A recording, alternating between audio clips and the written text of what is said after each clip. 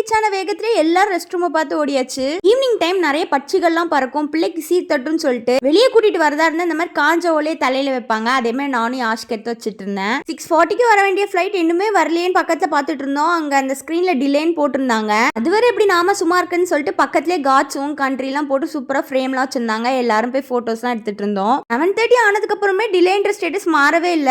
சரி வா யாச்சு சாப்பிட்டுட்டு வரலான்னு கூப்பிட்டா அவன் நான் மாமா வரமாட்டேன்னு அந்த கம்பியை பிடிச்சி தொங்கிட்டு இருக்கான். எங்களுக்கே டயர்ட் ஆயிடுச்சு, நாங்க போய் உட்காந்துட்டோம். ஆனா யாஷ் அலப்பற போடுறது நிறுத்தவே இல்ல. மாமனை பாக்குறதுக்கு இவ்வளவு போராட்டமா நினைச்சிட்டு இருக்கும் போதே 8:30க்கு என் தம்பி வந்துட்டான். அவன் வந்து தூக்குனதும் அளவே இல்லையே, அந்த ரத்த வாட தெரியுங்கிற மாதிரி அழகா போய் ஒட்டிக்கிட்டான். என் தம்பி அவனை ஒழுங்கா தூக்கிடுவானா நான் நினைச்சிட்டு இருந்தேன். ஆனா அவன் அவனை தூக்கி சொலட்டிட்டு இருந்தான். எங்க எல்லாரையும் மறந்துட்டான். யாஷ் கூட தான் ஃபுல்லா விளையாடிட்டு இருந்தாரு. எங்களுக்கும் ரொம்ப சந்தோஷமா இருந்தது. ஏன்னா எங்க அப்பா மட்டும் தான் பேலன்ஸ், அவரும் வந்துட்டாருன்னா எனக்கு இன்னும் சந்தோஷமா இருக்கும். வர வழியில சாப்பிடலாம் நினைச்சோம். ஆனா 11 மணி கிட்ட ஆயிட்டனால இனி வேண்டாம், டீ மட்டும் குடிச்சிட்டு போன்னு சொல்லிட்டு